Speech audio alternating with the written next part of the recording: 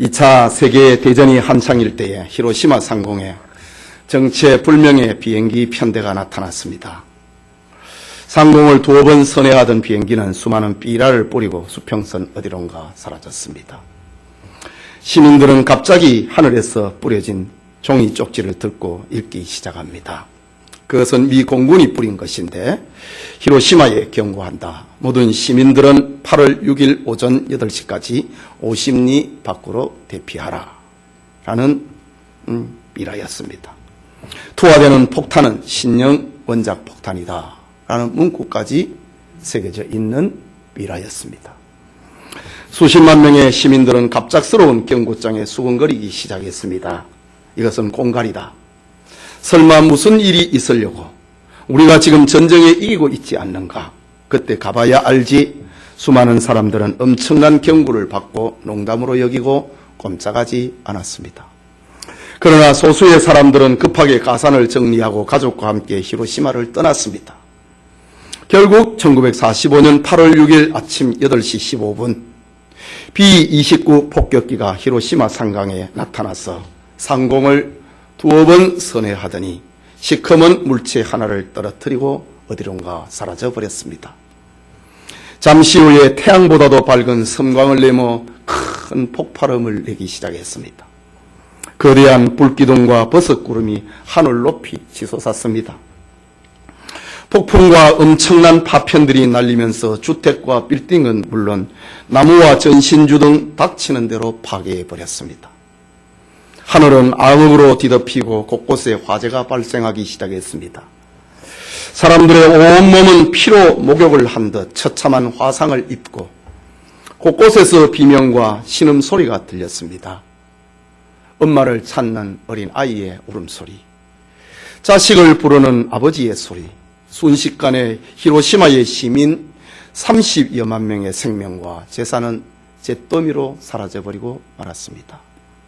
그러나 한 조각의 종이 쪽지 경고를 마음으로 받은 소수의 사람들은 70여 년이 지난 지금도 이 사건의 증인으로 살아 있습니다. 여러분, 인류 역사에 히로시마 원자 폭탄의 비극과 비교할 수 없는 엄청난 재앙이 있었습니다. 그것은 지구 전체를 덮어버린 대홍수 사건입니다. 하지만 이 엄청난 환란도 비밀스럽게 일어난 것은 아니었습니다. 하나님의 경고가 있었습니다. 이 일에 부름을 받은 사람이 노아입니다. 하나님께 은혜를 입은 노아는 120년 동안 타락한 세상을 경고하며 방주를 지었습니다. 하나님은 120년 동안 회개하고 돌아올 수 있는 기회를 주신 것입니다. 베드로후서 2장 5절을 보면은 옛 세상을 용서하지 아니하시고 오직 의를 전파하는 노아와 120년 동안 노아가 의를 전파했다는 말입니다. 하나님의 심판을 전했다는 말입니다. 의를 전파하는 노아와 그 7 식구를 보존하시고 경건하지 아니한 자들의 세상을 홍수를 내리셨으며 라고 기록합니다. 여러분, 오늘은 노아와 방주라는 제목으로 창세기 강의 18번째 시간 계속하고자 합니다. 말씀을 듣는 모든 성도님들에게 하나님의 경고의 메시지가 가슴에 새겨지기를 소원합니다. 첫째로 타락한 시대에 하나님과 동행한 노아를 봅니다. 9절 말씀입니다. 같이 읽겠습니다. 이것이 노아의 족본이라. 노아는 의인이요 당대의 완전한 자라. 그는 하나님과 동행하였으며 라고 기록합니다. 심판의 서막을 알리고 있는 이야기입니다. 이것이 노아의 족본이라. 이 말씀은 앞으로 전개될 이야기가 인류 전체 역사에 초점을 맞추는 것이 아니고 노아를 중심으로 하고 이루어질 하나님의 구속사를 말하고 싶어하는 그 처음 메시지, 이것이 노아의 족본이라. 노아로부터 새로운 역사가 시작이 된다, 그 말입니다. 오늘 본문에 노아는 의인이요 라고 합니다. 여러분, 세상에 의인이 있습니까? 없습니다. 세상에 의인이 없다는 것을 알려주는 것이, 의인이 없다는 것을 밝히고 있는 것이 성경의 목적입니다. 시편 14편 2절과 3절에 보면은 여호와께서 하늘에서 인생을 굽어 살피사 지각이 있어 하나님을 찾는 자가 있는가 보려 하신즉 다 치우쳐 함께 더러운 자가 되고 선을 행하는 자가 없으니 하나도 없도다 라고 했습니다. 잠언 7장 20절에도 선을 행하고 전혀 죄를 범하지 아니하는 의인은 세상에 없기 때문이라 라고 합니다. 로마서 3장 10절에도 기록된 바 의인은 없나니 하나도 없으며 기록된 바 구약 성경에 말하지 아니했느냐 의인은 없나니 하나도 없다고 이야기를 합니다. 이처럼 시편이나 전도서나 로마서에 의인이 없다고 기록을 하고 있습니다. 이것은 인간의 어떤 기준에서 인간 도덕성에서 말을 하고 있는 그런 의인이 아닙니다. 하나님의 기준에서 죄를 짓지 아니하고 죄를 지을 가능성이 없는 사람, 그런 의인은 없다는 말입니다. 모든 인류는 아담 때부터 내려오는 원죄를 가지고 있습니다. 그 원죄가 사람들의 마음속에서 미움을 일으키고 시기를 일으키고 그리고 원망과 질투를 일으키고 강도와 살인과 간음 그리고 욕심을 일으킵니다. 이것을 자범죄라고 합니다. 이런 원죄가 자범죄를 생산하는 그런 죄성을 가지지 않는 사람은 아무도 없다고 합니다. 그럼에도 오늘 성경 창세기 6장 8절에는 그러나 노아는 하나님께 은혜를 입었더라. 그러나 노아는 하나님께 은혜를 입었더라. 그 결과 9절에 노아는 의인이요 라고 합니다. 여러분, 우리가 의인이 되는 것은 우리의 노력으로 되는 것이 아닙니다. 하나님의 은혜로 되는 것입니다. 말하자면 노아는 하나님께 은혜를 입어서 하나님을 믿게 되었고 하나님의 말씀에 순종하게 되었습니다. 그 결과 하나님으로부터 너는 의인이라고 하는 축복을 입혀주었습니다. 우리가 그 선글라스를 끼면은, 빨간 선글라스를 끼면은 온 세상이 빨갛게 보입니다. 하나님께서 노아를 보시면서 너는 내가 너의 죄를 보지 않는다. 너는 의인이다. 하나님이 그렇게 불러주시는 겁니다. 은혜를 입었다. 하나님께 노아가 하나님께 은혜를 입으니까 노아가 의인이 되는 거예요. 놀이터에서 많이 아이들이 놀고 있지만은 그러나 내 자식을 찾습니다. 내 자식이 제일 귀여워요. 그 아이는 나에게 은혜를 입은 겁니다. 그래서 내가 그 아이를 이쁘게 보는 겁니다. 예. 오늘 우리도 마찬가지입니다. 거짓말도 하고 남을 속이기도 하고 때로는 원망과 불평도 합니다. 그럼에도 하나님께서 나에게 은혜를 입혀주시기 때문에 내가 죄인임을 고백을 하고 예수 그리스도를 구주로 영접하는 겁니다. 하나님이 나에게 은혜를 입혀주셨기 때문에 내가 죄인임을 고백을 하고 예수님이 나의 구주이심을 믿는 것입니다. 그 믿음을 보시고 하나님은 우리를 의롭다고 불러주는 겁니다. 노아는 하나님께 은혜를 입었더라. 자기가 죄인인 줄 알고 주님을 통하여서 내가 구원을 받는다고 하는 것, 그 믿음을 보시고 하나님은 노아를 의롭다고 불러준 것입니다. 뿐만 아니라 하나님은 노아를 가리켜서 당대의 완전한 자라라고 기록을 합니다. 성경입니다. 여기 완전한 자라고 하는 말은 죄를 한 번도 짓지 않은 그런 사람을 말하는 것이 아닙니다. 나중에 보면은 노아도 우리와 똑같은 사람입니다. 그는 포도주를 너무 많이 마셔갖고 벌거벗고 야단을 피웠습니다. 자기 아들 함과 그의 손자들을 향하여서 영원한 저주를 부었습니다. 이처럼 노아도 불완전한 사람입니다. 그런데 하나님은 노아를 완전한 사람으로 부르고 있습니다. 이유는 노아가 하나님을 믿었다. 하나님의 말씀을 의지했다. 넘어지지만은 그러나 주여 하고 나를 용서해달라고 그렇게 하는 사람이었다는 말입니다. 그래서 이런 모습을 보고 하나님은 노아를 완전한 사람이다 라고 부르는 겁니다. 성도는 바로 이런 엄청난 축복을 받은 사람입니다. 우리가 넘어지고 죄 가운데 구불러도 주여 나를 용서해 주십시오. 그걸 보고 의인이다. 그걸 보고 완전한 사람이다. 우리는 이런 복을 받은 사람들입니다. 우리가 받은 이 축복은 인간의 언어로는 표현할 길이 없는 것입니다. 계속되는 말씀을 보십시오. 그는 하나님과 동행하였으며 라고 합니다. 하나님과 동행했다고 합니다.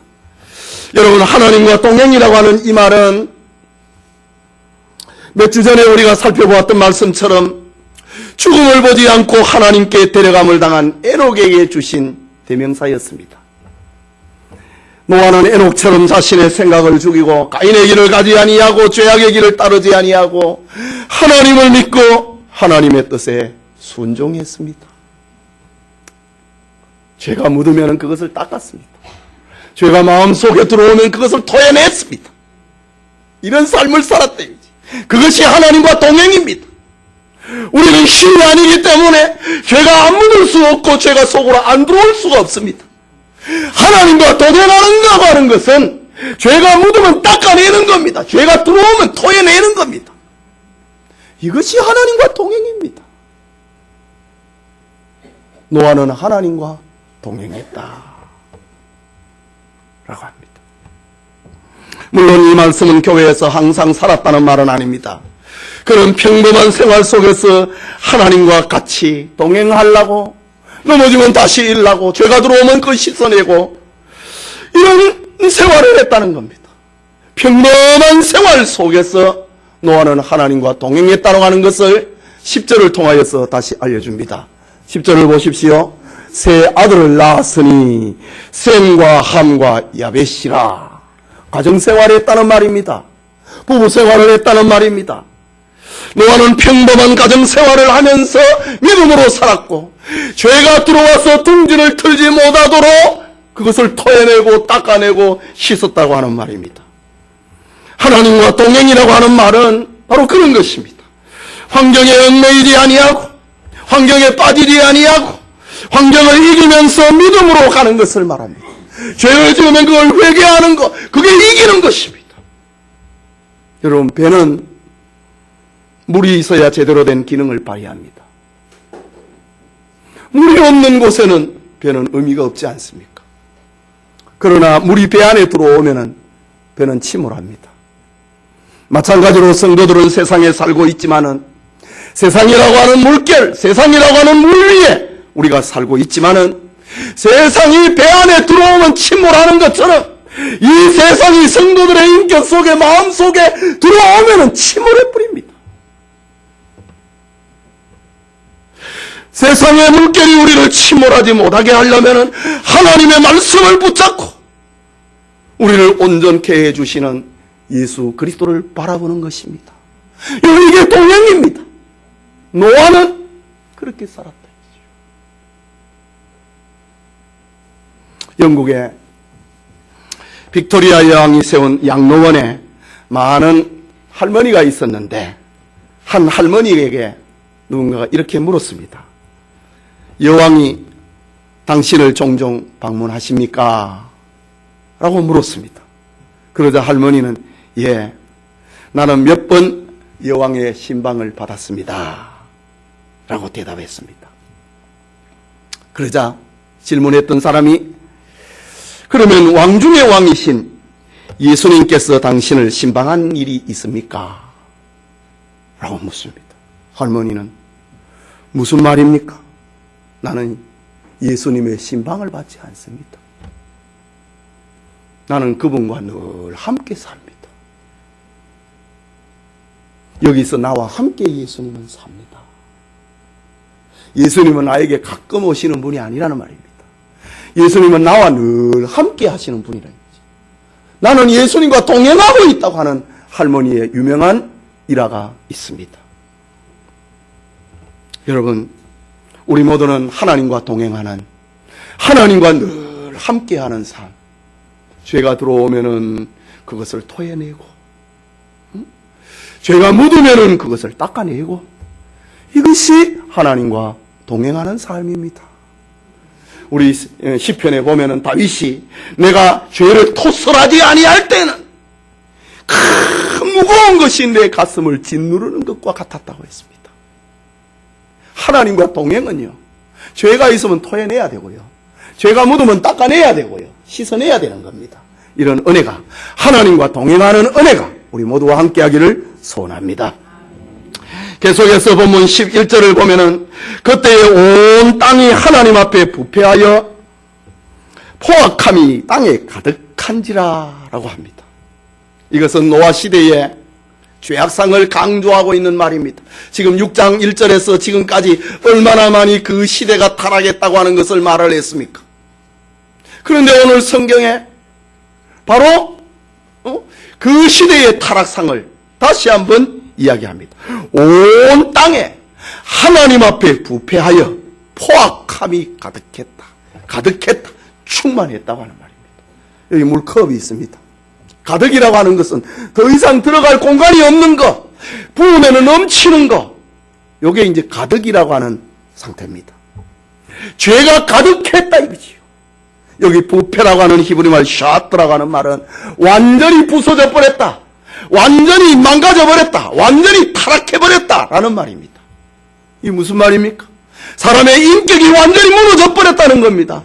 사람의 도덕성이 무너져 버렸다는 것입니다. 윤리가 땅바닥에 떨어져 버렸다는 말입니다. 그것을 말하고 있는 것이 샤하트라고 하는 말입니다. 인격이 무너져 버렸다, 짐승처럼 돼버렸습니다. 그 결과 땅에는 포악함이 가득했다. 강도와 살인, 미움과 시기와 약탈과 강간, 죄악이 땅에 꽉 차버렸습니다. 더 이상 악을 더 부을 수도 없을 정도로 부으면 밖으로 넘치는 그런 상태가 되어버린 것입니다. 공의의 하나님께서 더 이상 심판을 지체할 수 없는 그런 지경이 되어버렸던 것, 땅이 부패하여 온 땅이 하나님 앞에 부패하여 포악함이 땅에 가득했다. 뭐 하나를 더 넣을 수 없을 정도로 꽉 차버렸던 상태입니다. 12절에 하나님이 보신즉 땅이 부패하였으니 이는 땅에서 모든 혈육 있는 자의 행위가 부패함이었더라. 무너져 버렸다, 썩어 버렸다. 더 이상 잘라게 해가지고 조그만 과일 한 쪽이라도 건질라고 하는 그런 게 없는, 다 썩어버렸다. 이건 과일을 생각하면 됩니다. 다 썩어버린 거. 한쪽도 남길 수 없는 상태가 되어버린 거. 강포가 땅에 가득했다. 이것은 세상 끝날이 이르렀다고 하는 증거입니다. 오늘 우리가 살고 있는 시대는 어떻다고 생각합니까? 저는 오늘의 시대가 노아의 시대와 크게 다르지 않다고 봅니다. 인간의 인격이 무너지고 있습니다. 도덕성이 무너지고 있습니다. 어제 한 말과 오늘 한 말이 달라지고 있습니다. 포악함이 땅에 가득해져 가고 있습니다. 과학기술의 발달로 온갖 전자조작과 복제기술은 인간의 욕망과 악을 더해가고 있습니다. 유전자 조작으로 온갖 것을 지금 만들어내고 있습니다. 지금 우리의 한쪽 구석에서 어떤 일이 벌어지고 있는지 알 길이 없습니다. 저 공산주의 나라 중국에서 유전자 조작이 지금 크게 달하고 있습니다. 공산주의로는 사람은 하나님의 형상이 아닙니다. 계란입니다. 생서입니다. 그러니 무엇을 못 만들겠습니까? 지금 지구 한쪽 구석에서 어떤 일이 벌어지고 있는지 우리 모릅니다. 타락한 시대상을 보면서 우리는 하나님의 심판이 있다고 하는 걸 기억해야 됩니다. 그리스도의 재림을 소망해야 됩니다. 이것이 이 시대에 하나님의 은혜를 입은 노아가 갔던 그 길을 가는 사람들이다. 하나님의 심판이 있다고 하는 것을 우리가 믿고 그것을 전해야 됩니다. 이것이 하나님의 은혜를 입은 사람들의 모습입니다. 그게 둘째로 죄악 세상을 심판하는 상징인 방주입니다. 하나님이 노아에게 방주를 만들라고 했습니다. 13절과 14절의 말씀 같이 읽겠습니다. 하나님이 노아에게 이르시되 모든 혈육 있는 자의 포화감이 땅에 가득함으로 그 끝날이 내 앞에 이르렀으니 내가 그들을 땅과 함께 멸하라. 너는 고페르 나무로 너를 위하여 방주를 만들되 그 안에 칸들을 막고 역청을 그 안팎에 칠하라 라고 했습니다. 우리 어릴 적부터 잣나무 방주는 뭘로 만들었지요? 무슨 나무로 만들었지요? 잣나무 딱 익숙해져 있는데 이번 번역 성경에 고페르로 바뀌었습니다. 네, 잣나무는 이렇게 우리 동양에서 통용이 되는 나무고 그 근동 지역의 잣나무와 동질의 성질을 가지고 있는 것이 고페르 나무입니다. 굳이 안 고쳐도 되는데 그냥 고쳐놨어요. 예. 자, 하나님은 자신의 심판을, 계획을 세상에 나타냅니다. 이 목적을 위하여 노아에게 너는 방주를 만들어라 라고 했습니다. 방주는 노아가 연구하고 생각해서 만든 것이 아닙니다. 노아는 목수 출신도 아니고 조선 기술자도 아닙니다. 노아는 평범한 사람입니다. 그런데 노아는 세상을 심판하고 세상을 구원할 방주를 만들라고 하나님께 계시를 받았습니다. 오늘 성경을 보면 노아는 철저하게 하나님의 계시로 방주를 만들었음을 기록하고 있습니다. 먼저 방주의 재료를 하나님으로부터 지시받습니다. 14절에 너는 고페르 나무로, 근동지역의 아주 탄탄한 나무 고페르 나무로 너를 위하여 방주를 만들되 그 안에 칸들을 막고 역청을 그 안팎에 칠하라. 하나님이 가르쳐 주신 방주 제작의 방법입니다. 하나님은 노아에게 방주를 만들되 고페르 나무로 만들고 역청을 거기에다가 발라라고 했습니다. 물이 들어오지 않도록 만들고 나무가 튼튼하고 오래가도록 하기 위한 역청을 나무에 발라라고 했습니다. 오늘의 과학자들은 배를 만드는 나무 중에 가장 좋은 나무가 잣나무 혹은 고페르 나무라고 부른답니다. 그래서 고대 지중해를 지배를 하였던 알렉산드리아의 배들은 모두 이 원리에 따라서 고페르 나무로 배를 만들었다고 합니다. 그리고 역청을 바르는 것은 견고하고 수명을 길게 할 뿐만 아니라 물이 스며들지 않도록 만드는 아주 하나님이 가르쳐 주신 기술입니다. 하나님은 방주의 안전성과 방주의 견고성을 위하여서 방주의 재료와 그것을 마감 처리하는 그 방법까지 하나님께서 알려주었습니다. 계속해서 방주의 크기를 계시해 주셨습니다. 15절과 16절입니다. 네가 만들 방주는 이러하니 그 길이는 300규빗, 너비는 50규빗, 높이는 30규빗이라.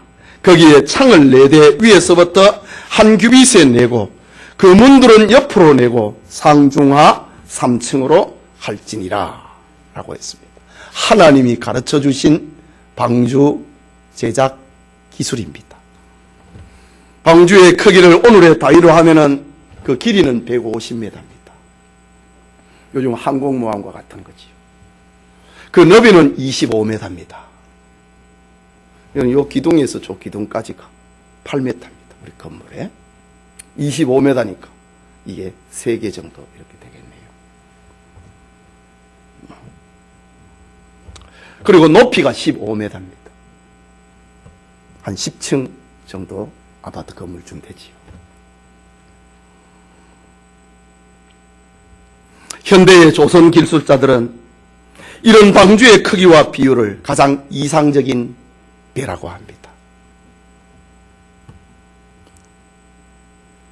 조선 기술자들은 하나님이 지시하신 그 배의 규모를 보고 감탄을 하고 있답니다. 오늘의 큰 배들은 항공모함이나 어떤 큰 배들은 지금 이 노아의 방주에 그 규모대로 길이와 폭과 그리고 높이 이런 비율대로 배를 만드는 것이 가장 안전하다고 합니다. 하나님이 노아에게 가르쳐 주신 배 제작 기술입니다. 셋째는 방주에 넣을 동물들을 계시하십니다. 하나님께서 방주 안에 정결한 동물 7상과 부정한 동물 2상씩을 넣으라고 합니다. 여러분, 지구상에 있는 동물들의 종류가 약 17,000종이라고 합니다. 이런 동물들을 어떻게 수용할 수 있을까? 과학자들은 지금 성경에 나오는 노아의 이 방주, 이 크기대로 하면은 동물들을 12만 5천 마리를 넣을 수 있다고 합니다. 그러니까 지구상에 존재하는 동물들의 숫자가 17,000이니 어떤 동물은 7상을, 어떤 동물은 2상을 넣어라. 넣고도 남는 그런 규모의 크기인 것입니다. 그렇다면 방주는 세상의 모든 동물들을 보존할 완벽한 크기의 규모였다. 이 사람이 하면 이게 앞뒤가 안 맞는데 하나님이 말씀을 하시니 다 맞는 거예요. 동물들 다 넣고도 남는다. 넷째는 먹을 양식을 저장하라고 지정하십니다. 21절에 너는 먹을 모든 양식을 네게로 가져다가 저축하라. 이것이 너와 그들의 먹을 것이 되리라. 아마도 1년 이상의 먹을 양식을 저장했던 것 같습니다.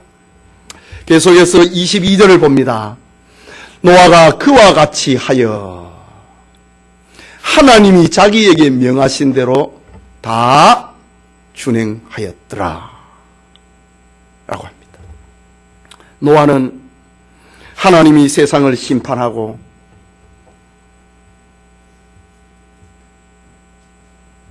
하나님의 은혜를 입은 사람과 동물들을 구원하기 위하여 하나님의 계시대로 움직였습니다.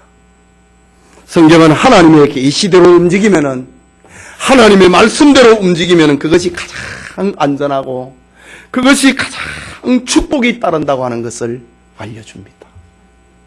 모세가 하나님이 계시하신 그대로 방주를 만들었습니다. 모세가 성막을 지을 때도 하나님이 계시하신 그대로 성막을 만들었습니다. 그 결과 하나님의 영광이 성막에 충만했습니다. 다윗의 아들 솔로몬에게 성전 건축을 유언할 때도 하나님이 계시하신 대로, 성경의 표현대로 하면은 하나님이 그려주신 대로 솔로몬이 성전을 만들었다고 합니다. 그 결과 여호와의 영광이 성전에 충만하고 하나님의 불이 하늘에서 내려왔습니다.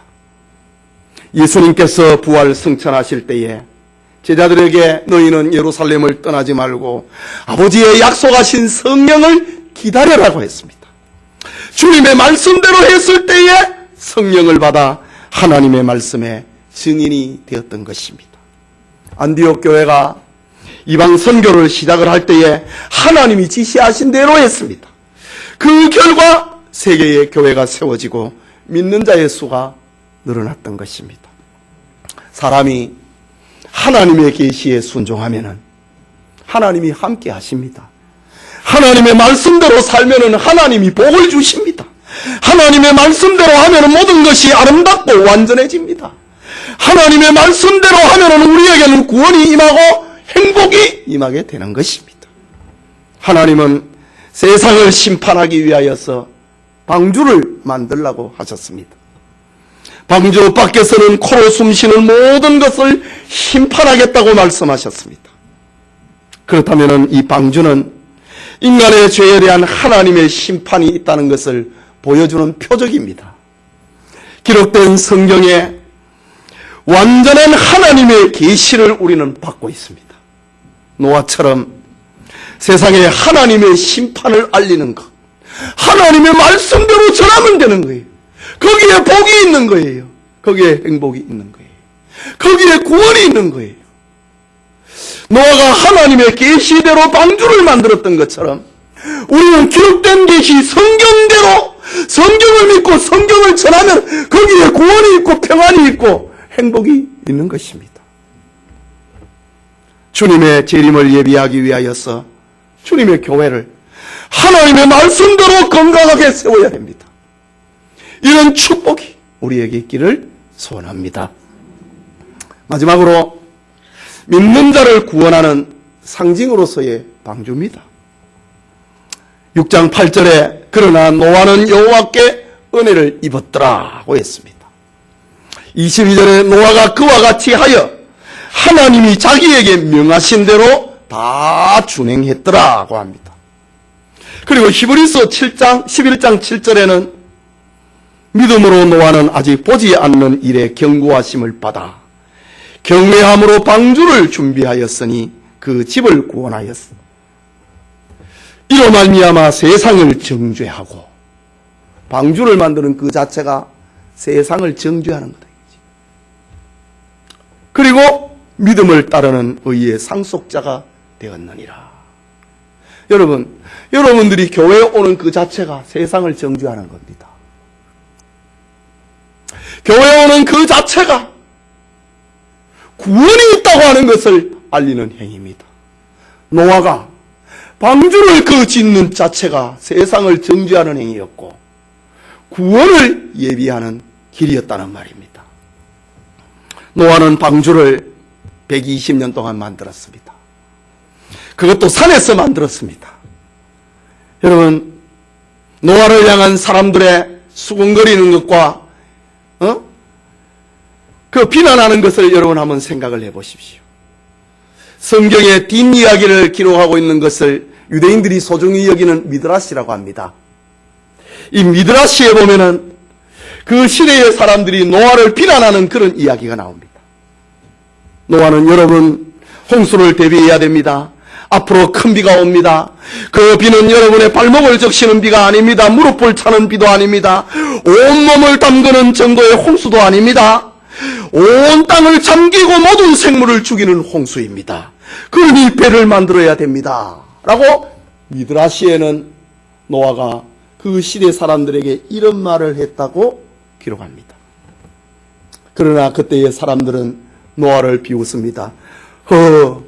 웃기지 마시오. 불의 홍수가 오면은 물로 막을 것입니다. 물의 홍수가 오면은 철판으로 우리는 덮어버릴 것입니다. 그런 소리 마십시오. 산꼭대기에 배를 만드는 사람을 우리는 보지 못해서 이렇게 하면서 노아를 비웃었다고 미드라시에는 그렇게 기록합니다. 이런 상황 속에서 노아는 하나님의 말씀을 믿었습니다. 그리고 방주를 만들었습니다. 그런 세상을 구원하기 위하여 방주를 만들었습니다. 만일 노아가 믿음이 없었다면 이 일을 하지 못했을 것입니다. 아니, 이 일을 하지 않았을 것입니다. 그러나 노아는 믿음이 있었기 때문에 장차 올 일을 대비를 했다라고 합니다. 오늘의 교회는 역시 마찬가지입니다. 믿음으로 해야 되는 것입니다. 교회를 하면서 상식으로 하는 것이 아닙니다. 믿음으로 하는 것입니다. 믿음이 무엇입니까? 하나님의 계시를 의존하는 겁니다. 하나님의 말씀을 의존하는 것입니다. 의심하지 아니하고 하나님의 말씀대로 교회를 세워가는 것, 그것이 믿음으로 방주를 짓는 것입니다. 노아가 그랬습니다. 우리는 방주를 만드는 노아를 상상을 하면서 얼마나 많은 사람들이 120년간 그를 비웃었을까를 생각을 해봅니다. 그러나 노아는 비난이 있어도 꿋꿋했습니다. 나는 알고 간다 이거지요. 너희들은 믿지 아니하지만 나는 알고 이 길을 간다는 겁니다. 너희들은 믿지 아니하지만 나는 믿어진다는 겁니다. 여러분, 믿음이라고 하는 것은 내가 믿는 것이 아니고 믿어지는 것입니다. 홍수가 있다고 하는 이 사실이 믿어지는 겁니다. 예수님이 재림한다고 하는 이 사실이 믿어지는 것입니다. 그것이 은혜를 받은 사람입니다. 믿어지기 때문에 죄를 토설하는 겁니다. 믿어지기 때문에 죄와 동거하기를 용납하지 않는 것입니다. 특히 방주 안에는 창세기 2장 7장 2절과 3절 다음 주에 우리 공부할 내용인데, 모든 정결한 짐승은 암수 7시, 부정한 것은 암식 2씩 니게로 취하여 공중의 새도 암수 7씩 취하여 그 실을 온 지면에 유전케 하라는 말이 나옵니다. 방주 안에 들어오는 동물들 정말 신기합니다.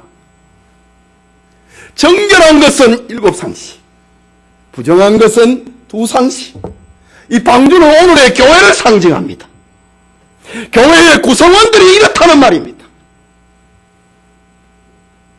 정결한 동물만 방주에 들어간 게 아니고 부정한 동물도 들어갔습니다. 그런데 그 비율은 7대2입니다. 오늘의 건강한 교회의 구성 비율도 7대2입니다. 하나님을 잘 믿고 있는 성도들이 7이라고 하면은 아직 하나님을 모르는 초신자가 2입니다. 이런 비율이 잘 유지가 되면은 이상적인 교회, 건강한 교회가 됩니다. 초신자가 없는 교회, 세례받을 교인이 없는 교회는 건강한 교회 아닙니다. 믿음이 있는 신자, 성숙한 신자가 7이라면 좀 모자라는 교인도 2이 있습니다. 이것이 섞여가지고 건강한 교회를 만들어가는 겁니다. 참 방주 안에 들어오라고 거기 안에 동물을 집어넣으라고 하는 그 비율도 정말 신비롭습니다. 하나님이 정해주신 비율입니다. 이들이 하나가 되어서 대홍수를 피하는 겁니다. 교회 생활도 그렇습니다. 교회 안에는 의인만 있는 것이 아닙니다. 초신자가 있습니다. 새롭게 전도된 성도가 없는 교회는 건강한 교회가 될 수 없습니다. 정한 동물과 부정한 동물이 조화를 이루어 사는 방주처럼 정결한 사람만을 위한 교회가 따로 있는 곳이 없습니다. 그건 천당입니다. 부정한 사람만을 위한 교회도 없습니다. 구원의 방주는 오직 하나, 예수 그리스도입니다. 그 안에는 7대2의 비율이 있다. 방주로 들어오는 동물들의 모습을 상상해 보십시오. 노아는 모든 종류의 동물을 방주 안으로 안내합니다. 노아의 생각에는 어떤 추하고 무가치한 거, 살릴 가치가 없는 거, 저거는 배에 안 탔으면 좋겠는데 그런 생각 왜 안 들겠어요? 그러나 노아는 자신의 뜻이 아니라 하나님의 뜻으로 들어가라고 했습니다. 오늘의 교회도 완전한 자, 불완전한 자, 의인과 죄인이 함께 섞여 있습니다. 하나님은 죄인까지 불러서 구원하십니다. 방주 안으로 정결한 동물과 부정한 동물이 들어가는 것처럼 영생을 주시기로 작정된 자들이 모여드는 것, 그것이 바로 교회입니다. 우리 교회 역시 여러 종류의 사람들이 존재하고 조화를 이루고 질서가 있는 교회가 되어야 하는 것입니다. 성도 여러분, 방주는 예수 그리스도의 모형입니다. 오늘날의 방주는 교회의 모형입니다. 방주 밖에는 죽음이고 방주 안에는 생명입니다. 방주 밖에는 하나님의 심판이고 방주 안에는 하나님의 구원이 임합니다. 예수님은 말씀하시기를 내가 곧 길이요 진리요 생명이니 나로 말미암지 않고는 아버지께로 올 자가 없느니라고 말씀하셨습니다. 이 말씀은 예수님 외에는 길이 없다는 말입니다. 예수님 외에는 진리가 없다는 말이고 예수님 외에는 생명이 없다는 말입니다. 이 방주는 하나님이 지시하신 것입니다. 하나님이 만들라고 하신 것입니다. 오늘의 교회가 바로 그것입니다. 하나님께서 자신의 아들을 십자가에 매달고 세운 것이 교회입니다. 내가 이 반석 위에 내 교회를 세우리라, 예수님이 하신 말씀입니다. 주는 그리스도시요 살아계신 하나님의 아들이십니다. 이것을 믿는, 이것을 고백을 하는 이 고백 위에, 이 반석 위에 내가 내 교회를 세우리니 음부의 권세가 침몰치 못할 것이다 라고 하셨습니다. 그러므로 하나님의 지시대로 교회를 세우면 모든 것이 안전하고 완전합니다. 하나님의 말씀대로 하면은 우리에게는 구원이 있고 우리에게 축복이 있고 우리에게 행복이 따라오게 돼 있습니다. 내 생각대로 하니까 안 되는 거예요. 하나님의 말씀대로 하면 가장 아름다워지는 겁니다. 노아는 죄악이 관영한 시대에 하나님의 은혜를 입었습니다. 그 결과 의인이라고 하는 별명을 얻었고 완전한 자라고 하는 축복을 받았습니다. 행실이 완전해갖고 하는 게 아니고, 너는 죄와 함께 동거할 수 없는 사람이라는 거지. 죄가 들어오면 토해내야 되고, 죄가 또 묻으면 닦아내야 되고, 씻어내야 되는, 그게 완전입니다. 여러분, 완전을 착각하면 안 됩니다. 완전이라고 하는, 여기에 의인이다, 완전이라고 하는 이 말은 아까 말씀드린 것처럼 죄 가운데서 구불면서 못 산다 이거지요. 죄가 들어오면 괴로워서 잠을 못 자는 겁니다. 그러니까 토해내야 되는 겁니다. 회개해야 되는 겁니다. 이걸 보고 하나님, 너는 의인이 됐다 이거지. 너는 완전한 자가 됐다 이거지. 너는 하나님 앞에 은혜를 입은 자가 됐다 이거지. 죄를 먹고 삼키고 사는 거, 그 버림받은 사람입니다. 이것이 오늘날 하나님께 은혜를 입은 성도의 모습입니다. 노아는 방주를 만들어서 범죄한 세상에 하나님의 심판을 증거했습니다. 방주 그 자체가 하나님의 심판이 있다는 겁니다.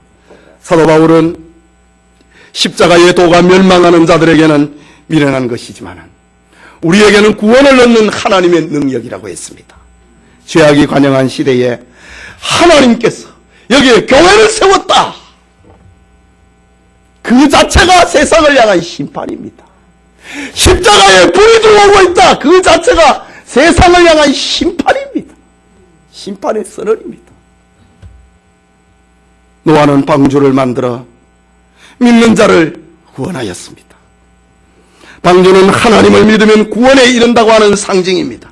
오늘의 교회는 하나님을 믿으면 구원받는다고 하는 것을 알려주는 것이 교회입니다. 이 교회는 믿음으로 하는 것입니다. 세상의 윤리나 철학과 이념을 실현하는 것이 아닙니다. 믿음이 하는 것입니다. 교회에 일을 할 때 상식으로 하는 것이 아닙니다. 믿음으로 해야 됩니다. 믿음이 무엇인가? 하나님의 말씀대로 하는 것. 계시 어존 신앙. 하나님의 말씀을 나는 어존해서 나는 살아간다. 이것이 믿음입니다. 내 상식을 의지하여서 사는 그 믿음 아닙니다. 자기 이상을 실현하는 것입니다. 성경은 믿음으로 구원을 얻는 그 길을, 믿음으로 구원받는 성도의 행할 바를 기록을 하고 있는 책입니다. 여러분, 만일 우리가 믿음의 자세를 가지려면 당시 노아가 사람들에게 놀림을 당했듯이 우리도 그런 놀림 당할 것을 각오해야 됩니다. 우리가 이 세상의 상식과 윤리과 철학과 이념에 따라서 우리의 신앙을 세우려고 하면은 우리는 세상에 속한 사람이지 하나님께 속한 사람이 아니라는 것을 알아야 됩니다. 여러분들의 인격 위에 교회를 세우지 마세요. 신앙을 세우지 마세요. 성경 위에 신앙을 세워야 됩니다. 여러분의 인격 위에, 내 상식 위에, 내 경험 위에 나는 믿음을 집을 짓는다. 그 세상에 속한 사람입니다. 내 인격, 내 경험, 그 다 세상입니다. 하나님의 말씀, 계시 얻은 신앙, 하나님의 말씀 위에 내 교회를 세운다. 예수님도 얘기하셨어요. 내가 네 인격 위에 사람 교회를 세우는 게 아니고 내가 네 신앙 고백 위에 내가 내 교회를 세운다고 말씀하셨습니다. 우리가 세상적인 안목으로 볼 때에 정말 이상한 운동을 하는 사람처럼 보일 수도 있습니다. 어리석기 짝이 없는 것처럼 보일 수도 있습니다. 보잘것없는 것처럼 보일 수도 있습니다. 그러나 우리는 하나님의 일을 하고 있는 사람입니다. 하나님이 계시하신 그런 교회를 짓고 있는 사람들입니다. 이것을 믿음으로 받아들일 때에 우리는 구원의 방주를 예비하는 것입니다. 오늘날 우리는 하나님의 지시를 쫓아서 교회를 세워야 됩니다. 방주에는 사망의 홍수가 들어오지 않도록 하기 위해서 역청을 발라야 됩니다. 창을 내어서 통풍을 나게 하고 신선한 고기를 환기시켜야 됩니다. 방주를 통하여서 구원받기로 작정된 자들을 불러 모아야 됩니다. 우리는 주님의 재림과 최후 심판이 있음을 알리는 이 교회의 사명을 감당해야 됩니다. 노아가 이 일에 쓰임을 받았듯이 우리와 우리 교회가 마지막 하나님의 불심판에 쓰임을 받는 구원의 방주가 되기를 소원합니다. 우리 같이 기도하겠습니다. 말씀을 받았습니다. 하나님, 노아와 방주라고 하는 말씀을 받았습니다. 하나님, 내가 노아처럼 하나님 앞에 은혜를 입은 사람이 된 것을 감사합니다. 하나님 앞에 의인이다, 완전한 자라고 하는 이 이름을 얻게 된 것을 감사합니다. 내가 뭘 있어가지고, 내가 무엇이 행해가지고가 아니라 우리는 죄와 함께 거할 수 없는 그런 존재로 만들어주신 것. 죄가 들어오면 토해내야 되고 죄가 묻으면 씻고 닦아내야 되는 이런 사람으로 불러주신 것을 감사합니다. 기도하고, 하나님, 내가 이 은혜를 받았으니 노아가 방주를 만들었던 것처럼 우리도 오늘의 교회를 건강하게 세워나갈 수 있도록 이 일에 쓰임을 받을 수 있도록 축복해 주십시오. 기도합시다.